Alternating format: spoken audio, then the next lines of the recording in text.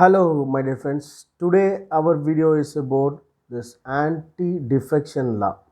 So, that is very much in the news recently after the developments happened in Maharashtra. So, the 52nd Amendment Act of 1985 provided for the disqualification of the members of parliament and the state legislatures on the ground of defection from one political party to another. For this purpose, it made changes in four articles of the Constitution and added a new schedule, the 10th schedule, to the Constitution. This act is often referred to as the Anti-Defection Law.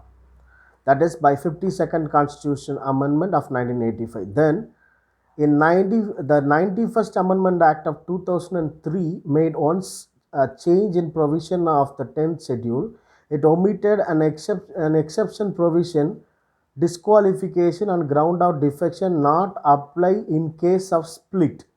That is what happened in the case of Maharashtra. The split is happened.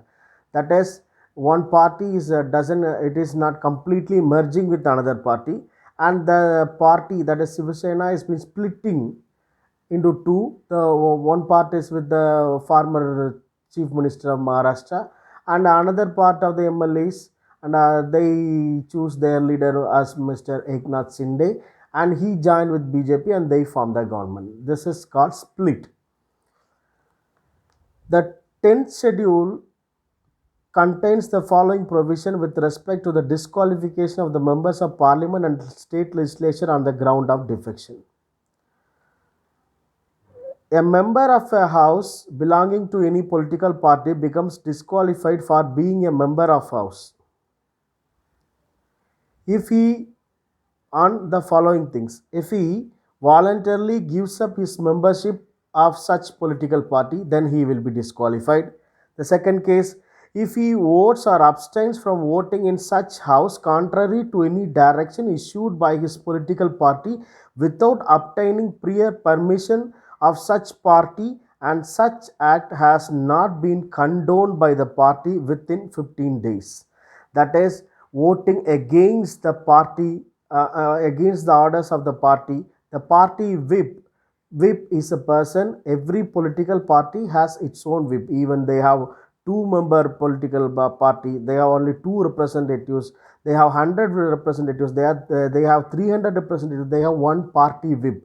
The party whip gives direction to the members how to vote on the issue of policy decision making, to support a bill or to not to support a bill. All the things are being taken, all the things are being controlled by the party whip. Once some political members, they are doing something against the party whip, they can also be disqualified as a member of the house, as they are elected on the party symbol. Then, in the case of independent member, an independent member of a house elected without being set up as a candidate by any political party become disqualified to remain a member of the house if he joins any political party after such election. This is a ground for independent candidate. Then, for nominated members, a nominated member of a house become disqualified for being a member of the house if he joins any political party after the expiry of 6 months from the date on which he takes his seat in the house. Then we have some exceptions. That is, the first one is, if a member goes out of his party as a result of merger of the party with another party. A merger takes place when 2/3 of the members of the party have agreed to such merger. This is very important. 2/3 of the member elected representatives, 2/3 of the elected representative of a house, if they unanimously take a decision, that cannot be considered as defection. This is very important thing.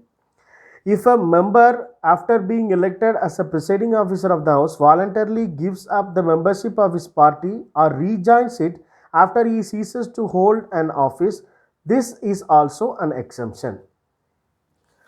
These are the two exceptions. Then the another one important thing what the Constitution says is, the 10th schedule is inserted in 1985, commonly called anti-defection law. The main aim of this anti-defection law is to arrest the practice of legislatures from changing political affiliation during their term in office. Simply to stop the horse trading of MLAs and MP, this anti-defection law is been brought in Indian Constitution under 10th schedule. And